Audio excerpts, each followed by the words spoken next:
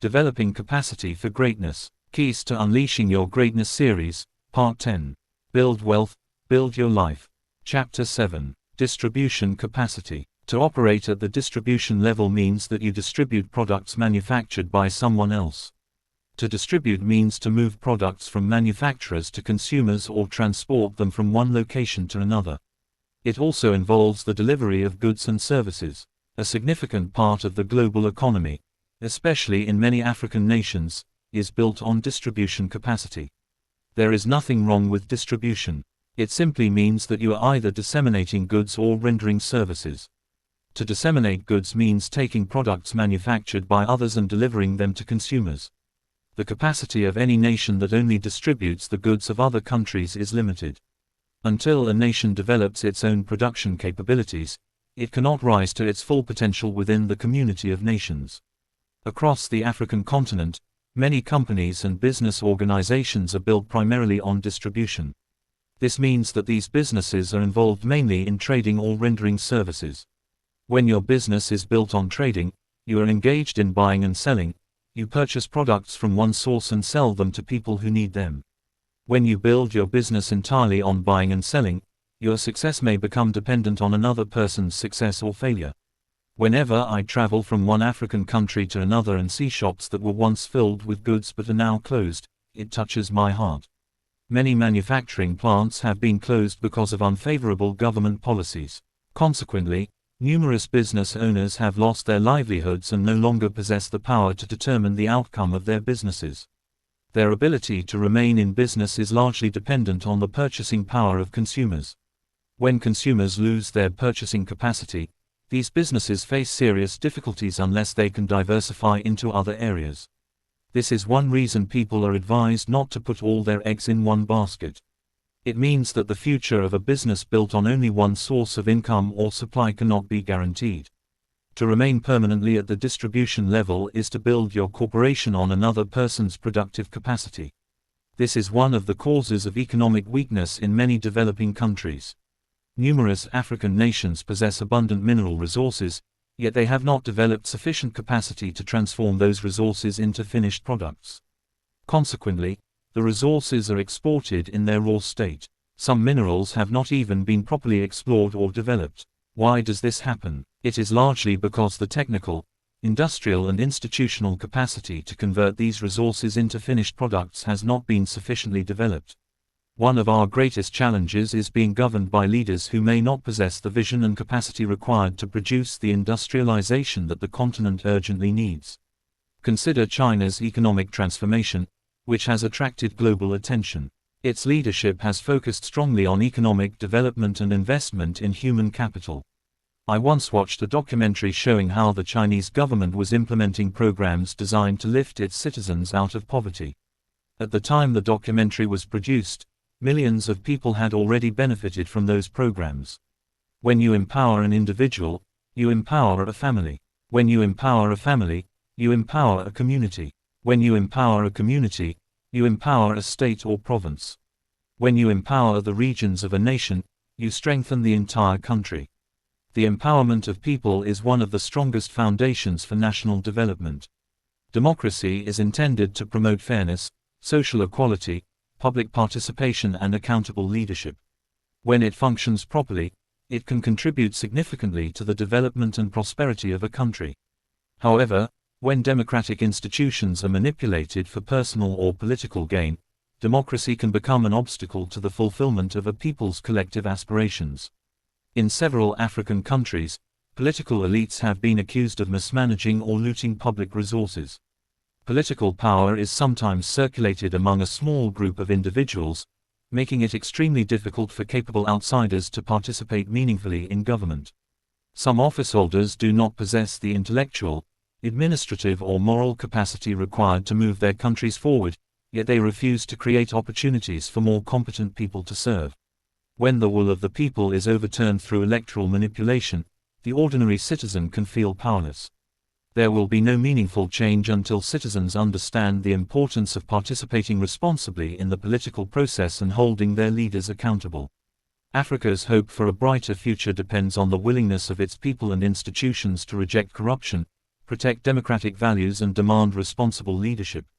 In Nigeria, for instance, lasting transformation will remain difficult until people understand that accepting money from politicians in exchange for votes amounts to selling the future of their children and future generations. I speak passionately about this subject because I love Africa. It is my home and occupies an important place within the community of nations. Unfortunately, many African societies remain deeply divided along tribal, ethnic, religious and political lines. These divisions are frequently exploited by individuals who desire political power. When a person accepts money from a politician in exchange for a vote, that person indirectly empowers the politician to misuse public resources. Vote buying turns public service into a commercial transaction. Politicians who spend enormous sums to acquire power may see political office as an investment from which they expect to make a profit. This creates a dangerous cycle. Public funds may be diverted to influence elections, political institutions may be weakened, and the poor may continue to suffer. No political party or officeholder should be treated as being above public scrutiny. Citizens must evaluate leaders based on integrity, competence, accountability and measurable results. Several African countries have experienced prolonged political struggles. In the Democratic Republic of the Congo, citizens endured years of political instability, conflict and demands for accountable governance.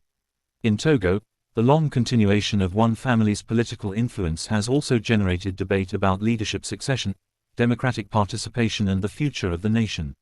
Leaders must understand that political office is not a personal inheritance. It is a temporary responsibility entrusted to them by the people.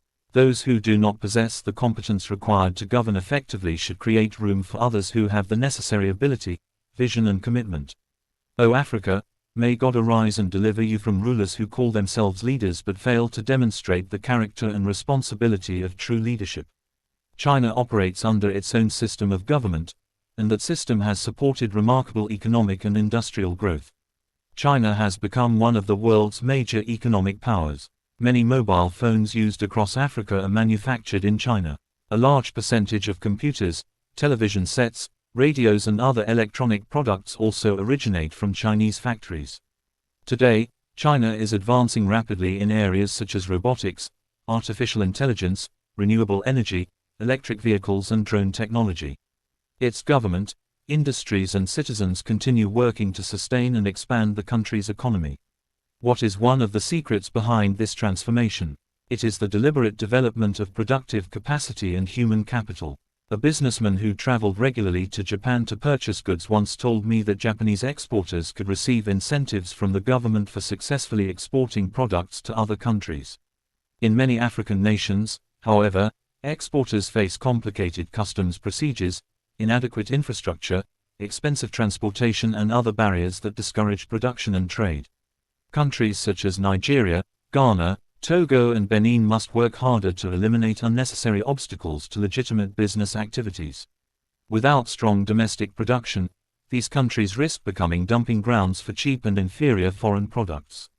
Citizens may struggle to reject inferior imported goods when their countries lack the productive capacity to manufacture superior and affordable alternatives. Even when locally manufactured goods are available, they are often too expensive for ordinary citizens. When people cannot afford products manufactured in their own country, local businesses struggle to grow and compete. This is where the importance of infrastructure becomes evident. The lack of adequate infrastructure makes locally manufactured products unnecessarily expensive and weakens the ability to do business competitively in Africa. Electricity shortages, poor transportation networks, high communication costs, inefficient ports and inadequate industrial facilities increase production expenses. These costs are eventually transferred to consumers. For instance, communication between some African countries can be more expensive than communication with countries outside the continent. This happens partly because Africa lacks sufficient integrated infrastructure to make communication and cross-border business more affordable.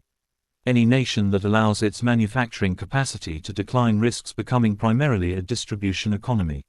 When factories relocate to countries with better infrastructure, stable policies, lower operating costs and more favorable business environments, jobs and productive capacity move with them. The United States has also experienced debates about the movement of manufacturing activities to Asian countries and other regions. Policies associated with the America First vision were presented as an attempt to strengthen domestic production, protect national economic interests, and encourage companies to invest within the United States. People may disagree about particular administrations or policies, but every responsible government should seek to protect the legitimate interests of its citizens while maintaining productive relationships with other nations. Some leaders in developing countries claim that they want to build their nations, yet they fail to recognize that nations are built by developing their people.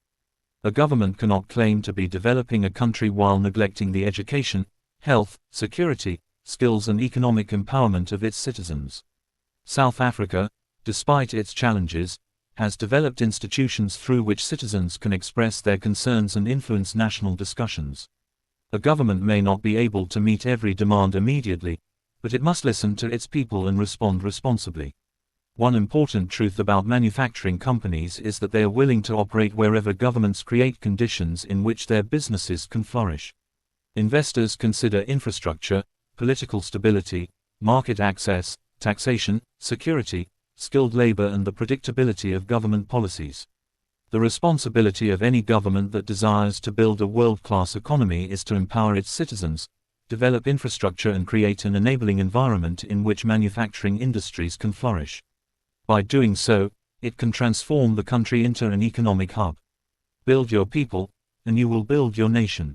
It is deeply troubling when a government closes a manufacturing company in a country where there are already insufficient industries and widespread unemployment. Industries should be properly regulated, but regulation must not be used as an instrument of political rivalry, greed, or selfishness. Nigeria, for example, needs more productive industries, including cement manufacturing plants, to meet the needs of its growing population. Where disputes arise between the government and private companies, they should be handled transparently, lawfully, and in the public interest. It is disheartening to see that, despite the abundant resources with which God has blessed Nigeria, many people continue to experience poverty, pain, and economic hardship while some political officeholders accumulate enormous wealth. Corrupt politicians can become modern instruments of oppression when they use public power to enrich themselves while keeping citizens in hardship. Political office should never be treated as a pathway to sudden personal wealth. Citizens have the right to ask how individuals who could not afford basic political expenses before entering office become extraordinarily wealthy after only a few years in government. Public officials must be accountable for their income, assets, and use of public resources. When politics becomes a lucrative private business, public service loses its meaning, corruption becomes normalized, and poor citizens are left to endure circumstances they did not create. Products delivery. Product delivery is largely in the hands of distributors. Distributors stand between producers and consumers. Any product that is not properly handled during the distribution stage will experience setbacks, and this will greatly affect its success in the marketplace. The circulation of any product depends on the ability of distributors to move it efficiently and responsibly throughout the marketplace. Both producers and consumers suffer when distributors fail to perform their responsibilities properly. In my country, for instance, some distributors operate selfishly. They may withhold a product that is in high demand to create artificial scarcity and increase its price. When essential commodities become scarce, dishonest distributors may take advantage of the situation to enrich themselves at the expense of consumers. The consumer suffers, while the producer may experience stagnation because the product is not circulating as intended. They use the shortage as an opportunity to raise the price of the product to whatever level they choose because they know that people will struggle to purchase goods upon which their survival depends. This problem affects the distribution of many essential goods. When distributors know that ordinary people require a product to survive, they may exploit that dependence instead of serving consumers responsibly.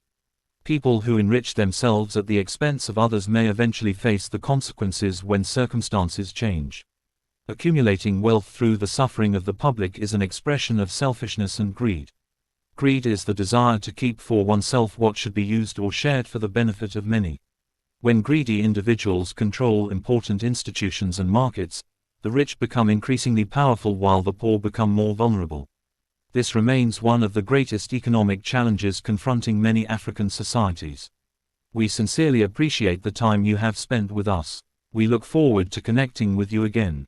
Until then, remain blessed, continue exploring the treasures God has placed within you, and remember to listen to our other inspirational materials. We would be grateful to receive your feedback and hear how this audiobook has blessed, encouraged, or transformed your life. Please help us to like and subscribe to our channel to help us reach more people. Thank you once again.